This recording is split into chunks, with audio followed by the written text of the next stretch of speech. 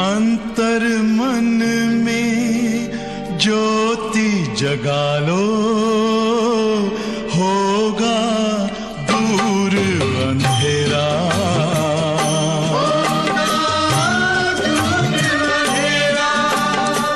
शिव का कर लो ध्यान, आ रहा पावन पुण्य सवेरा।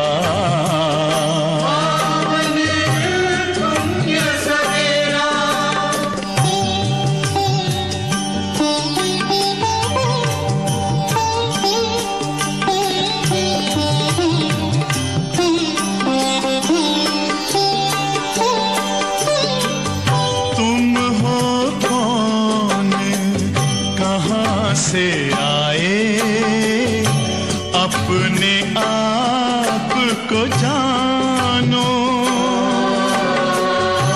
राजयोग के द्वारा अपना परम पिता पहचानो।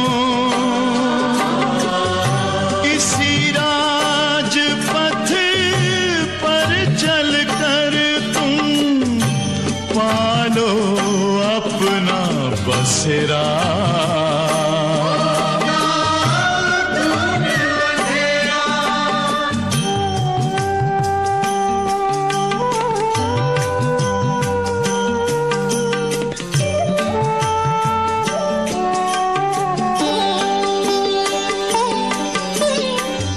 तुम हो आत्मा तन से न्यारे, परमात्मा को प्यारे।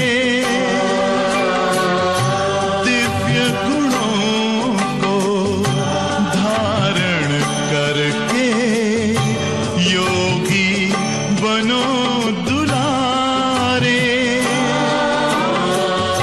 ज्योति बिंदु ही तोड़ेगा ये माया का घेरा।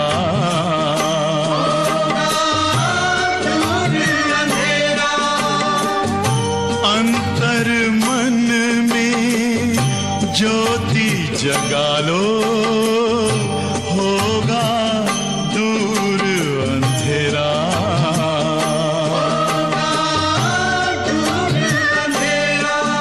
ओम शांति, शांति, ओम शांति।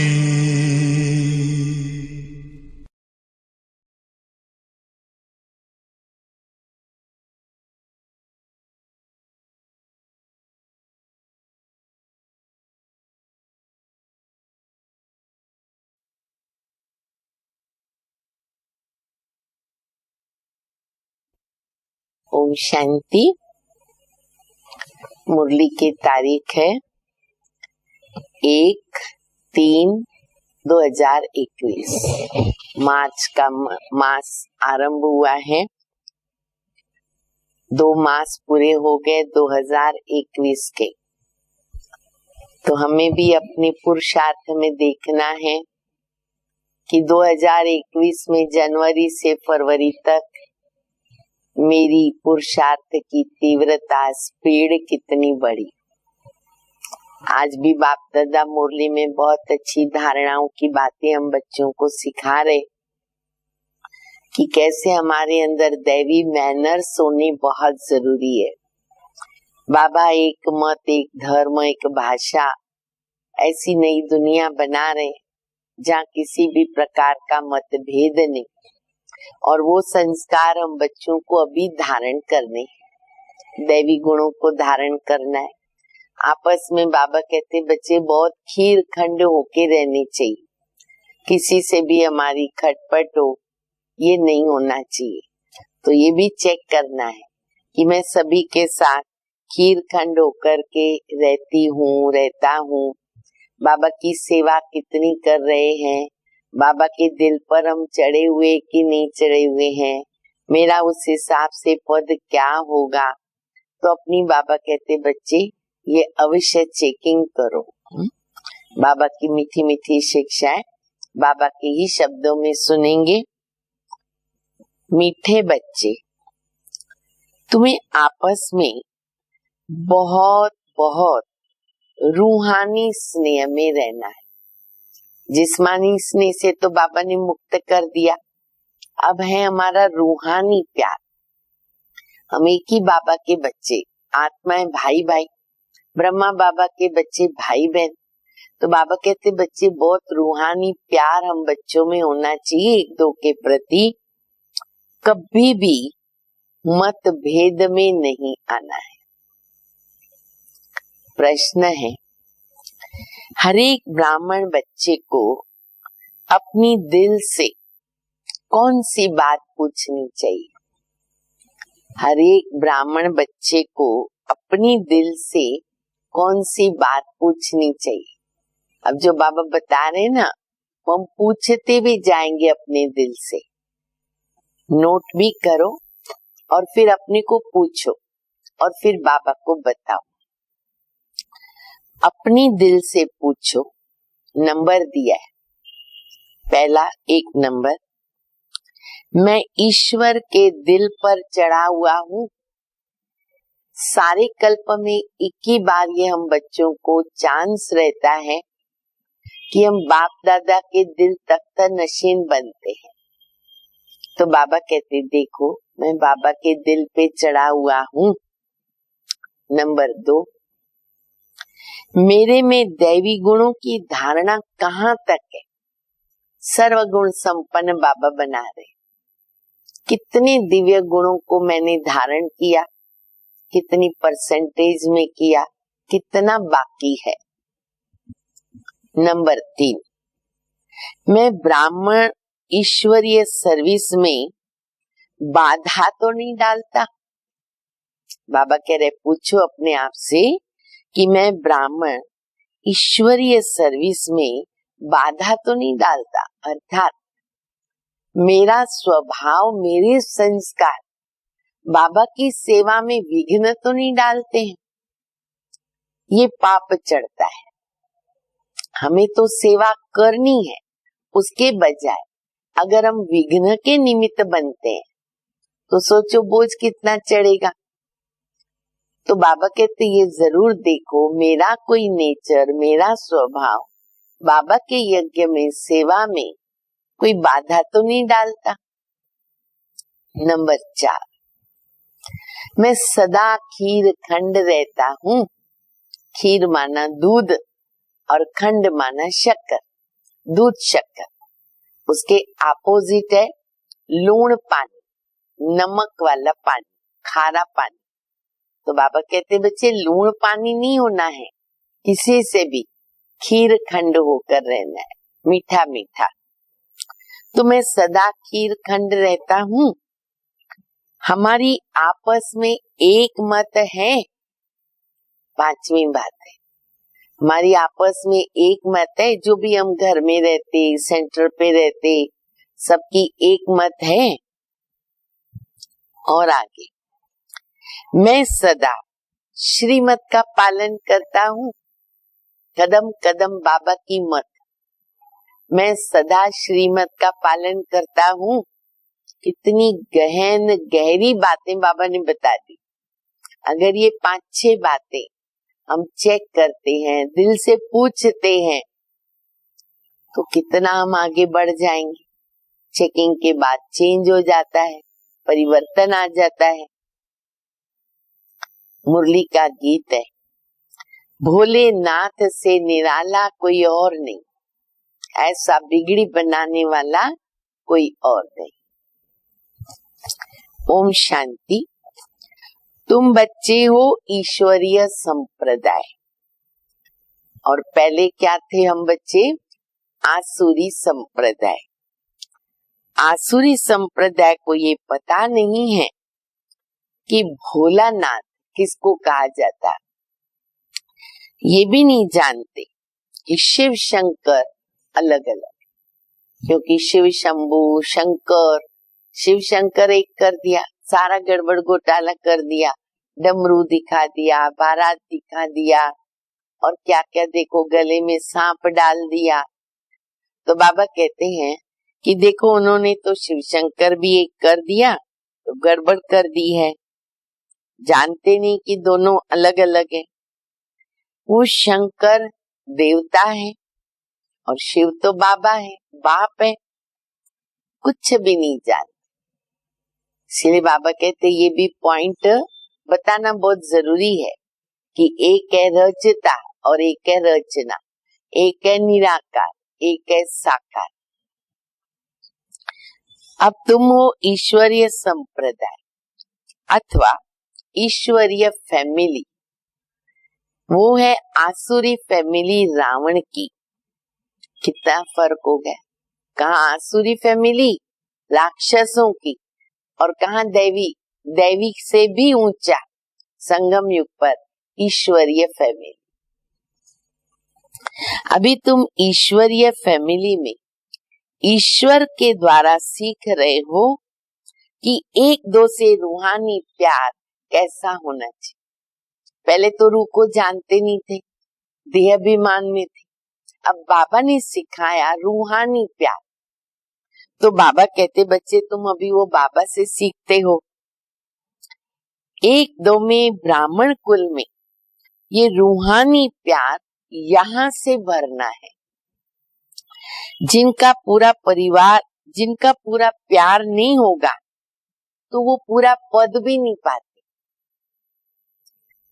वहां तो एक ही धर्म है, एक ही राज्य है, आपस में कोई झगड़ा नहीं होता। कहाँ पर? सतयुग में। यहाँ तो राजा ही है नहीं। ब्राह्मणों में भी देह अभिमान होने के कारण मतभेद में आ जाते। अब बाबा ने एकदम सीधा कारण बताया कि मतभेद क्यों होता है, स्वभावों के अंदर मतभेद क्यों होता है, क्योंकि हम देह अभिमान में आ जाते हैं। जब देह अभिमान आता है, अपना अपमान फील होगा, कोई ने कुछ कह दिया, अपमान फील हुआ, गुस्सा आ जाता है, विकर्म बनते जाते। तो बाबा कहते हैं कि मतभेद होने का कारण देह अभिमान। ऐसे मतभेद में आने वाले सजाएं खा करके फिर पास हो। जाना तो सबको है घर में, पर बाबा कहते हैं अगर स्वभाव संस्कार परिवर्तन नहीं हुए तो क्या होगा, सजाएं खानी पड़ेगी। फिर वहां एक धर्म में रहते हैं तो वहां शांति रहती है। अब उस तरफ आसुरी संप्रदाय, आसुरी फैमिली टाइप, और यहाँ है ईश्वरीय फैमिली टाइप। और भविष्य में, भविष्य के लिए हम दिव्य गुणों को धारण करते हैं तो बाप हमें सर्वगुण संपन्न बनाते। बाबा हम बच्चों को सर्वगुण संपन्न, सब गुणों को धारण करना सिखलाते हैं। बाबा कहते बच्चे सब तो नहीं बनते हैं, जो श्रीमत पर चलते हैं, जो श्रीमत पर चलते हैं वो विजय माला का दाना बनते।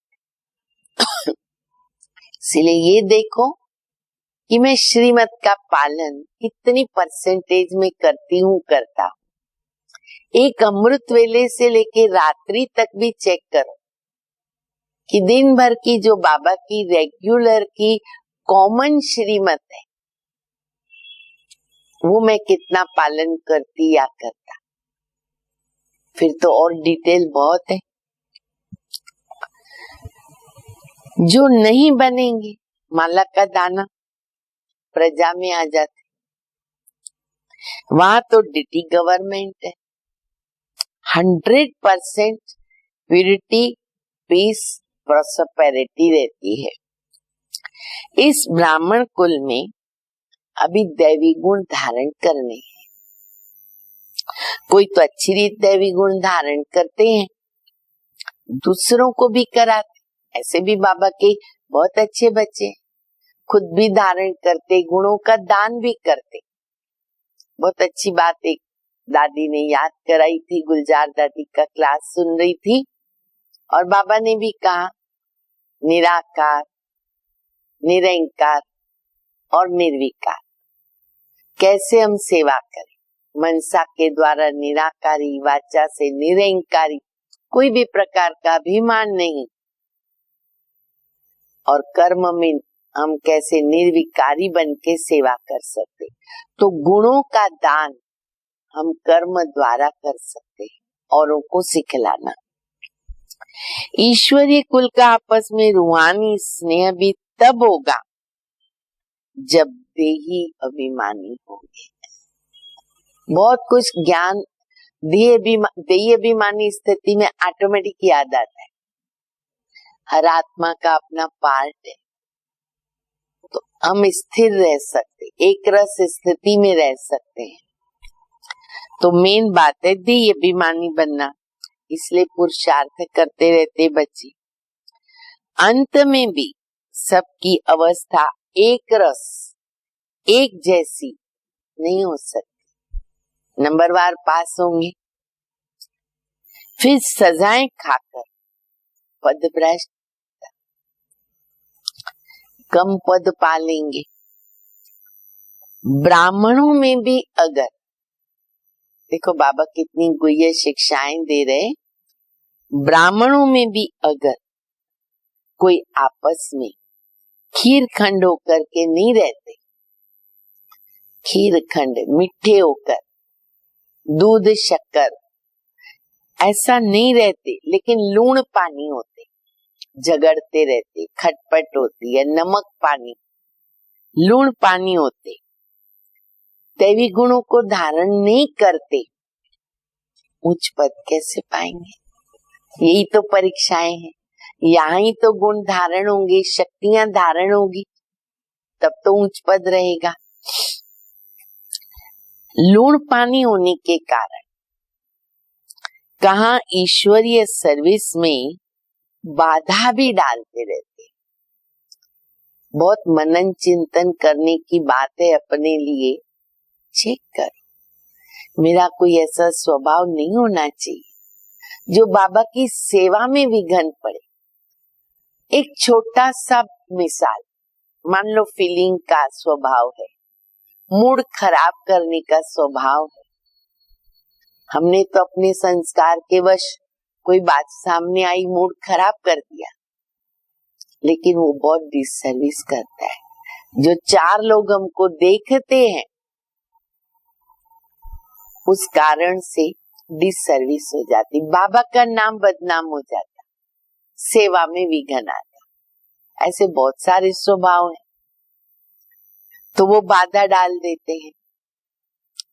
उसका नतीजा क्या होता कि वो उच्च पद पा नहीं सकते। एक तरफ पुरुषार्थ करते खीर खंड होने का, दूसरी तरफ माया लूण पानी बना देती है, तो उसके कारण से सर्विस के बदली डिससर्विस करते। पुरुषार्थ करते, लक्ष्य रखते, प्रयत्न करते, खीर खंड बने, फिर स्वभाव के वश हो जाते, क्योंकि माया परीक्षा लेती है। अब स्वभाव के वश हो गए, हार खा ली, तो क्या हो गया? डिससर्विस के निमित्त बन गए। ऐसा नहीं करना है। तो बाप बैठ समझाते हैं, तुम हो ईश्वरीय फैमिली, ईश्वर के साथ रहते। कोई साथ रहते हैं, कोई दूसरे गांव में भी रहते हैं, परंतु हो तो इकट्ठे ना। भले कोई घरों में रहते, कोई सेंटर पे रहते, कोई मधुबन रहते हैं, तो सभी एक ही फैमिली के। बाप भी तो भारत में आते हैं। मनुष्य नहीं जानते कि शिव बाबा कब आते हैं और क्या करके करते हैं। तुमको बाप द्वारा अभी परिचय मिला है।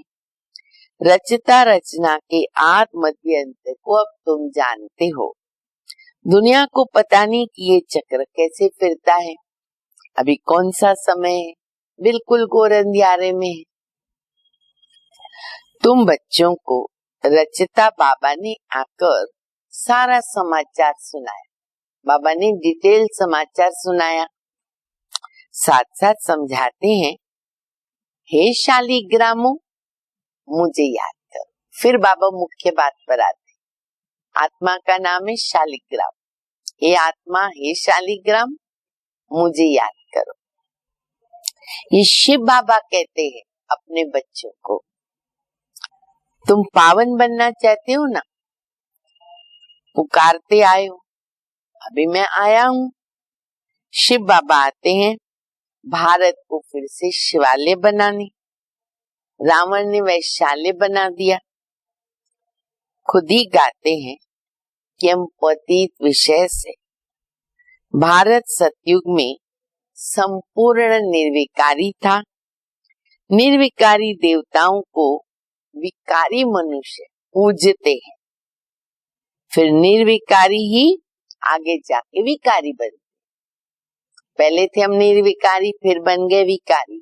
हम ही विकारी क्या करते हैं, निर्विकारियों को पूजते हैं। अब ये तो किसको पता नहीं। पूज्य तो निर्विकारी थे, फिर पुजारी विकारी बने, तब तो बुलाते हैं कि ये पतित पावन आओ, आकर के हमको निर्विकारी बनाओ। कहते हैं ना, विषय विकार मिटाओ पाप हरो देवा। बाप कहते ये अंतिम जन्म तुम पवित्र बनो, माँ में कम याद करो तो तुम्हारे पाप कट जाएंगे और तुम तमो प्रधान से सतो प्रधान देवता बन जाएंगे। फिर चंद्रवंशी क्षत्रिय फैमिली, फिर बाद में उसमें आएंगे। पहले बनेंगे देवता सतयुग में सूर्यवंशी, फिर बाबा कहते आगे जाएंगे तो फिर कौन सी फैमिली बन जाएगी, चंद्रवंशी की फैमिली बन जाएगी। इस समय ईश्वरीय फैमिली, कितने ऊंचे, देवताओं से भी ऊंचे ईश्वरीय फैमिली। अभी ईश्वरीय फैमिली टाइप, फिर दैवी फैमिली में 21 जन्म रहेंगे। इस ईश्वरीय फैमिली में तुम अंतिम जन्म पास करते हो, एक ही बार चांस मिलता है। हाँ, ये मुरली भी बहुत याद रखने जैसी है। और ये ईश्वरीय फैमिली का मैं मेंबर हूँ, ये नशा बहुत जरूरी है। इसमें तुमको पुरुषार्थ करके सर्वगुण संपन्न बनना है। तुम पूज्य थे, बरोबर राज्य करते थे, फिर पुजारी बने, ये समझाना पड़े ना। भगवान है बाप, हम उनके बच्चे हैं, तो फैमिली होगी। आज बाबा ये बात बार बार पक्की करा, हम ईश्वरीय फैमिली है, माता पिता और हम सब बच्चे भाई बहने। तो बाबा कहते हम उनके बच्चे फैमिली, कहते ना, तो माता पिता हम बालक तेरे, तो फैमिली तो ठहरी ना। अब बाप से सुख गनेरे मिलते, तुम्हारी कृपाते सुख गनेरे। बाप कहते तुम हमारी फैमिली बेशक हो, परंतु ड्रामा प्लान अनुसार रावण राज्य में आने के बाद फिर तुम दुख में आते हो ना, तो पुकारते हो। इस समय तुम एक्यूरेट फैमिली हो, ये बात बार बार याद करो। संगम युग पर हम एक्यूरेट फैमिली में है। क्यों? शिव बाबा के बच्चे तो हम अनादि हैं, पर बाबा यहाँ आते हैं संगम पर, हमें अपना बनाते हैं। ब्रह्मा भी हमें पिता बनकर पालना देते, माँ बनकर पालना देते। माता पिता और हम बच्चे बाबा की गोद में पल रहे, प्रैक्टिकल हम फैमिली में है, तो एक्यूरेट फैमिली में है। फिर तुमको 21 जन्म के लिए वर्षा देता हूँ। ये वर्षा फिर दैवी फैमिली में 21 जन्मों के लिए कायम रहेगा। दैवी फैमिली सतयुग त्रेता तक चलती है। फिर रावण राज्य होने से भूल जाते, क्या भूल जाते? कि हम दैवी फैमिली के हैं। वाम मार्ग में जाने से फिर कौन सी फैमिली में आ जाते हैं? आसुरी फैमिली। तो ये शब्द याद रखने हैं। संगम पर ईश्वरीय फैमिली, सतयुग त्रेता में दैवी फैमिली और द्वापर कलयुग में आसुरी फैमिली। 63 जन्म सीढ़ी नीचे उतरते आए, गिरते आए। ये सारी नॉलेज तुम्हारी बुद्धि में है। किसको भी तुम समझा सकते हो। असल तुम देवी देवता धर्म के हो। सतयुग के आगे था कलयुग। संगम पर तुमको मनुष्य से देवता बनाया जाता है। बीच में ये संगम है। तुमको ब्राह्मण धर्म से फिर दैवी धर्म में ले आते हैं। समझाया जाता है कि लक्ष्मी नारायण ने ये राज्य कैसे लिया। उनसे पहले तो आसुरी राज्य था ना। लक्ष्मी नारायण ने राज्य लिया, उसके पहले कलयुग में आसुरी राज्य था।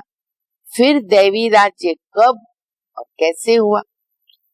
तो बाबा कहते हैं कल्प कल्प संगम युग पर आकर तुमको ब्राह्मण देवता क्षत्रिय धर्म में ले आता हूँ। 3 धर्म बाबा स्थापन करते, ब्राह्मण देवता क्षत्रिय। ये है भगवान की फैमिली। सब कहते ओ गॉड फादर, परंतु बाप को न जानने के कारण निधन के बन गए, आर्फन बन गए ना। इसीलिए बाबा आते हैं घोर अंधियारे से सोझरा करने। अब स्वर्ग स्थापन हो रहा है। तुम बच्चे पढ़ रहे हो, दैवी गुण धारण कर रहे हो। क्या क्या करना है हमको? पढ़ना है, दैवी गुणों को धारण करना है। ये भी मालूम होना चाहिए।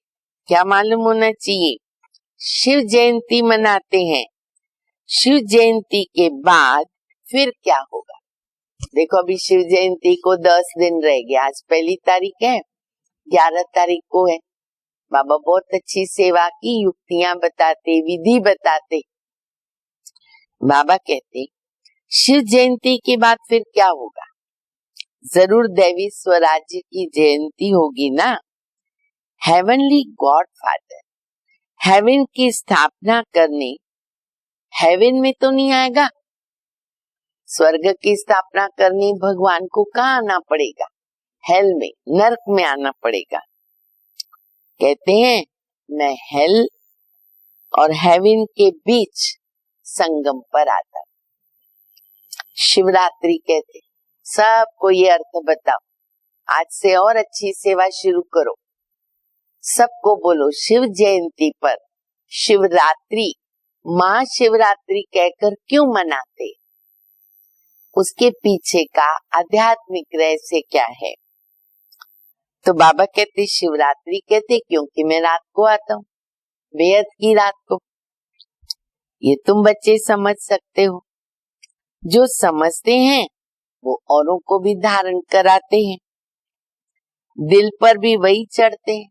कौन से बच्चे दिल पे चढ़ते बाबा के? जो मनसा वाचा कर्मणा सर्विस पर तत्पर रहते हैं।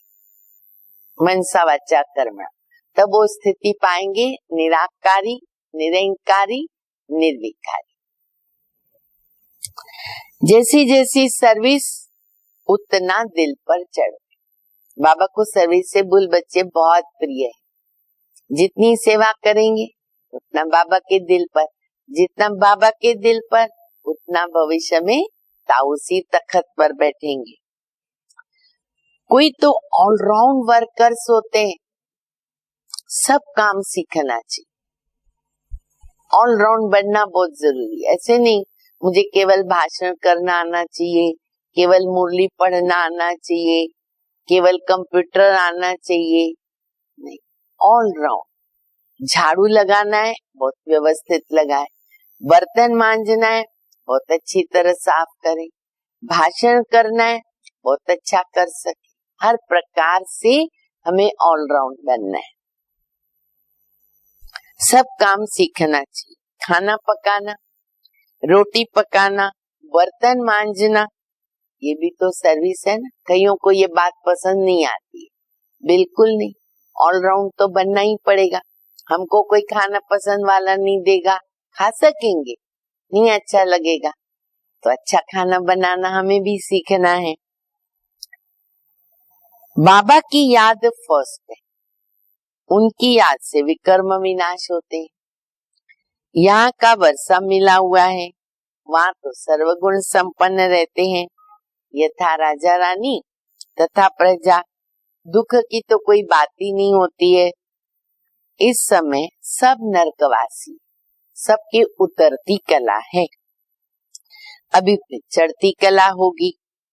बाप सबको दुख से छुड़ा करके सुख में ले जाते हैं, इसलिए बाबा को कौन सा टाइटल देते हैं? लिबरेटर, दुखों से छुड़ाता। यहाँ तुमको नशा रहता है कि हम बाबा से वर्षा ले रहे, लायक बन रहे। लायक उनको कहेंगे, लायक माना क्या? बाबा का लायक बना माना, बाबा कहते हैं उनको कहेंगे जो औरों को राजाई पद पाने के लायक बना, यानी सेवा करते। ये भी बाबा ने समझाया है। पढ़ने वाले तो बहुत आएंगे, ऐसे नहीं कि सारे 84 जन्म लेते।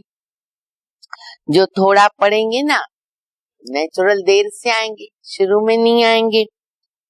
तो जन्म कितने कम हो गए ना, 1 जन्म, 2 जन्म, 5 जन्म, जितना पीछे आएंगे जन्म कम। अच्छा, कोई 80 लेते, कोई 82, कौन जल्दी आता है, कौन पीछे आता है। सारा मदार किस पर है? पढ़ाई।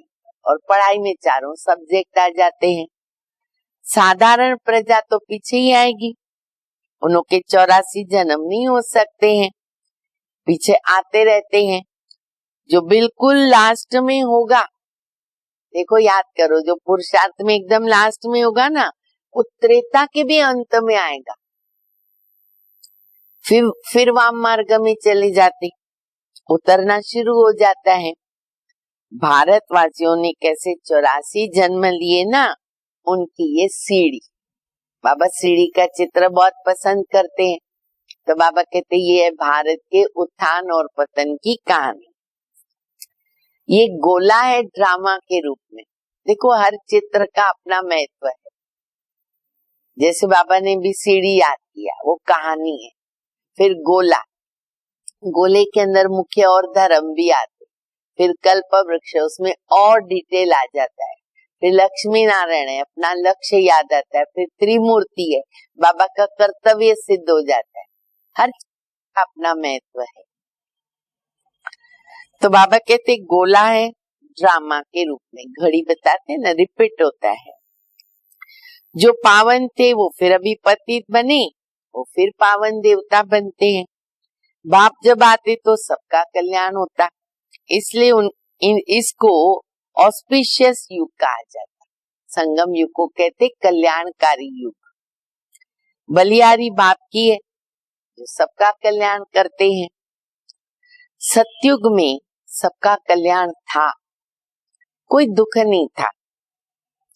ये तो समझाना पड़े कि हम ईश्वरीय फैमिली टाइप के। फिर बाबा ने याद करा दिया, हमेशा याद रखो, ईश्वरीय फैमिली की मैं बनी हूँ या बना हूँ। ईश्वर सबका बाप है। यहाँ ही तुम माता पिता गाते हो, वहां तो सिर्फ फादर कहा जाता। यहाँ तुम बच्चों को माँ बाप दोनों मिलते हैं। यहाँ तुम बच्चों को एडाप्ट किया जाता। फादर क्रिएटर तो मदर भी होगी, नहीं तो क्रिश्चियन क्रिएशन कैसे हो? माँ के बिना क्रिएशन कैसे हो? हेवनली गॉड फादर कैसे हेवन स्थापन करते हैं, ये न तो भारतवासी जानते हैं न विलायत वाले जानते। भगवान कैसे आके हेवन बनाता है। अभी तुम जानते हो नई दुनिया की स्थापना, पुरानी दुनिया का विनाश जरूर संगम पर ही होगा। अभी तुम संगम पर हो। अभी बाप समझाते बच्चे माँ में कम याद करो। आत्मा को याद करना है, किसको? परमपिता परमात्मा को। आत्माएं परमात्मा बोलो सभी। आत्मा परमात्मा अलग रहे बहुकाल, सुंदर मेला कर दिया जब सतगुरु मेला दला। सुंदर मेला कहाँ होगा? सुंदर मेला जरूर यहाँ होगा। परमात्मा बाप यहाँ आते, इसलिए इसको कहते कल्याणकारी सुंदर मेला। जीवन मुक्ति का वर्ष सबको देते, जीवन बंध से छूट जाते हैं। शांति धाम तो सब जाएंगे ना, फिर जब आते तो सतो प्रधान होते, धर्म स्थापन अर्थ भी आते। नीचे जब उनकी जनसंख्या बढ़े तब राजाई के लिए पुरुषार्थ करें, तब तक कोई झगड़ा आदि नहीं होता। सतो प्रधान से जब रज्जों में आते हैं ना तो लड़ाई झगड़ा शुरू होता है। कितना गहरा राज बाबा ने बताया। झगड़े सब कब होते हैं? जब स्टेज हमारी सतो प्रधान से रजो तक आती है। पहले सुख फिर दुख। जो भी धर्म की आत्माएं बाद में उतरती है वो भी पहले सुखी होती है, फिर दुख शुरू होता। अब तो बिल्कुल दुर्गति को पाए हैं। इस कलयुगी दुनिया का विनाश और सतयुगी दुनिया की स्थापना होनी है। विष्णुपुरी की स्थापना कर रहे हैं ब्रह्मा के द्वारा। जो जैसा पुरुषार्थ करते हैं उस अनुसार विष्णुपुरी में जाकर प्रारब्ध पाते हैं। ये तो समझने की बहुत अच्छी अच्छी बातें हैं। इस समय तुम बच्चों को बहुत खुशी होनी चाहिए कि हम ईश्वर से भविष्य 21 जन्मों का वर्षा पा रहे। जितना पुरुषार्थ कर अपने को एक्यूरेट बनाएंगे ना बच्चे, तुमको एक्यूरेट बनना है। घड़ी भी लीवर और सिलेंडर, ऐसे दो घड़ी मिलती थी, अभी तो बहुत सारी है। लीवर घड़ी जो है ना वो बहुत एक्यूरेट होती है, तो बच्चों में कई एक्यूरेट बन जाते हैं और कई जो है ना वो अनएक्यूरेट। चेक करो तो वो क्या करेंगे? पद कम पाएंगे। पुरुषार्थ करके एक्यूरेट बनना चाहिए। अभी सब एक्यूरेट नहीं चलते हैं। तदबीर कराने वाला एक बाबा है।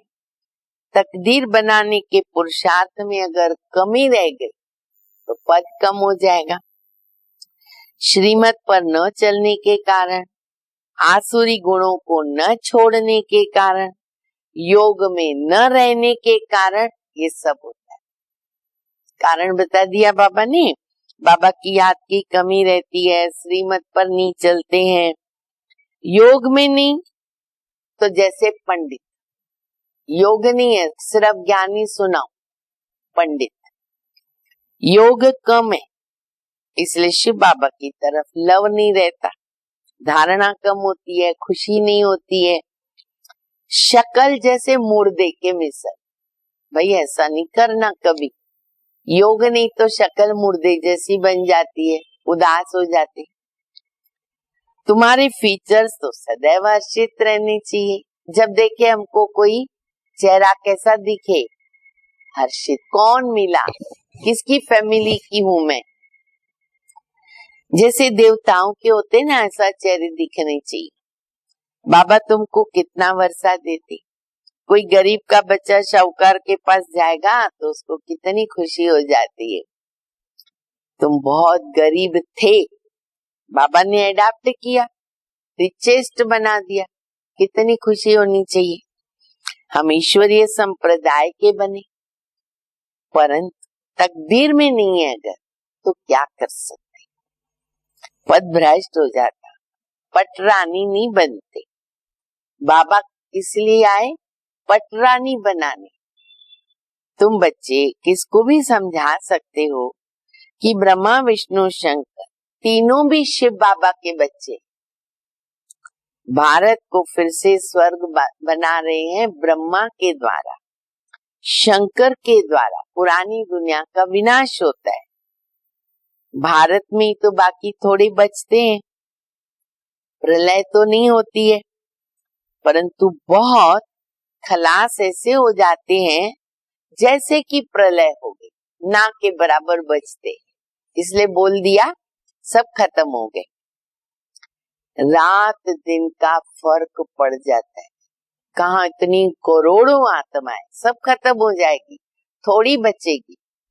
तो बाबा कहते कितना फर्क हो गया, वह सब मुक्ति धाम चले जाएंगे। ये पतित पावन बाबा का ही काम है। बाबा कहते बच्चे देही अभिमानी बनो, नहीं तो पुराने संबंध याद आते रहेंगे। छोड़ा भी है फिर भी बुद्धि जाती रहती, नष्टो मोहा नहीं है तो उसको कहेंगे व्यभिचारी याद, कोई देहधारी याद ना आवे, सदगति को पा न सके, क्योंकि दुर्गति वालों को याद करते। सुना सभी ने, दुर्गति वालों को याद नहीं करना है, देह के संबंधों को याद नहीं करना है, याद करना है बाबा को। नष्टो मोहा स्मृति लब्धा, तब ऊंच पद पाएंगे। अच्छा, मीठे मीठे सिकिल दे बच्चों प्रति माता पिता बाप दादा का याद प्यार, गुड मॉर्निंग। रूहानी बाप की रूहानी बच्चों को नमस्ते। हम रूहानी बच्चों की रूहानी बाप को, माता पिता बाप दादा को याद प्यार, गुड मॉर्निंग और नमस्ते। धारणा के लिए मुख्य सार है पहला, बाप दादा के दिल पर चढ़ने के लिए मनसा वाचा कर्मणा सेवा करनी। याद रखो, ऑलराउंड बनना है, हर सेवा आनी चाहिए। एक्यूरेट ऑलराउंडर बनना है, निरंकारी, कोई भी सेवा मिले। दूसरा, ऐसा देही अभिमानी बनना है जो कोई भी पुराना संबंध याद न आवे। आपस में बहुत बहुत रूहानी प्यार में रहना है, लूण पानी नहीं होना है, नमक पानी नहीं। वरदान है, सदा साथ के अनुभव द्वारा मेहनत की अविद्या करने वाले, सदा साथ के अनुभव द्वारा मेहनत की अविद्या करने वाले अतीन्द्रिय सुख व आनंद स्वरूप भव। जैसे बच्चा अगर बाप के गोद में होता है ना, तो उसको थकावट नहीं होती। अपने पाँव से चलेगा तो थकेगा ना, गोद में माँ बाप उठाएंगे नहीं थकेगा, रोएगा भी नहीं। और अपने पाँव से चलेगा तो उसको थकावट भी होगी, और थकावट होगी तो रोएगा। यहाँ भी आप बच्चे बाबा की गोद में बैठ करके चल रहे हो, जरा भी मेहनत मुश्किल का अनुभव नहीं। संगम युग पर जो ऐसे सदा साथ रहने वाली आत्माएं हैं, उनके लिए मेहनत है ना, अविद्या मात्रम हो जाती है। पुरुषार्थ भी एक नेचुरल कर्म हो जाता है। इसलिए सदा अतीन्द्रिय सुख का या आनंद स्वरूप का अनुभव करना है, और वो ऑटोमेटिक हो जाता है। स्लोगन है, रूहे गुलाब बन। कौन से गुलाब? रूहे गुलाब बन। अपनी रूहानी वृत्ति से वायुमंडल में रूहानियत की खुशबू फैलाओ। रूहे गुलाब बनकर रूहानी वृत्ति से वायुमंडल में रूहानियत की खुशबू फैलाओ। ये इतना अच्छा श्रेष्ठ कार्य बाबा हम बच्चों से कराते हैं, और हमें करना है। अच्छा, ओम शांति।